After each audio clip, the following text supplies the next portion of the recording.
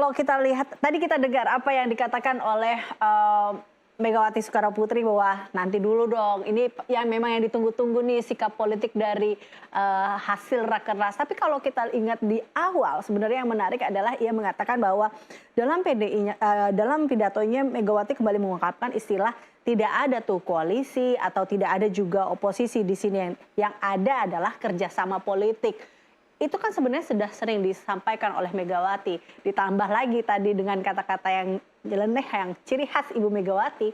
Apa sebenarnya yang ingin disampaikan oleh Megawati kemarin?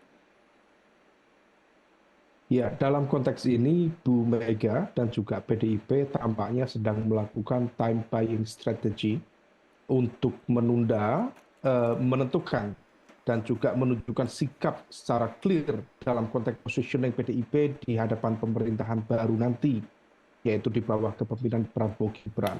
Karena kalau misal kemudian disampaikan secara terbuka saat ini, maka akan ada konsekuensi, yaitu PDIP harus keluar dari pemerintahan Jokowi Ma'ruf Amin dan mencabut seluruh menteri dan wakil menteri yang ada di dalamnya, sehingga kemudian betul-betul ada garis demarkasi yang jelas. Sementara di dalam PDIP sendiri ada dinamika yang cukup tidak certain, tidak menentu.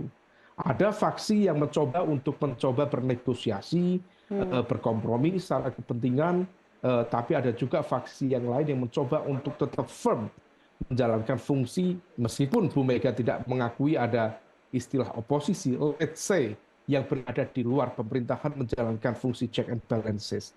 Akan tetapi situasi itu tampaknya betul-betul tidak mudah, karena bagaimanapun juga PDIP tampaknya masih dalam situasi yang gamang. Kegamangan itu semakin clear ketika kemarin menyampaikan Mbak Puan ya dalam sambutan penyampaian 17 poin dalam Rakernas kemarin, ada statement yang tampaknya cukup menggelitik, yaitu terkait dengan permohonan maaf dari PDIP atas sikap kadernya yang dianggap tidak sesuai dengan etika dan konstitusi. Dalam konteks ini permohonan maaf tentu harus bisa kita maknai sebagai sebuah bentuk kerendahan hati, dan itu harus kita apresiasi. Tetapi ketika kemudian ada terminologi permohonan maaf itu atas nama kader yang dianggap tidak sesuai dengan etika, konstitusi, tetapi poinnya adalah ternyata masih diakui sebagai kader. Artinya apa? Artinya masih ada semacam kegamangan di dalam PDIP. Di satu sisi menunjukkan sikap kritis luar biasa, yang ingin menunjukkan bahwa dirinya adalah pihak yang terluka dari dinamika kemarin dan melakukan serangan balik kepada Pak Jokowi dan lingkarannya.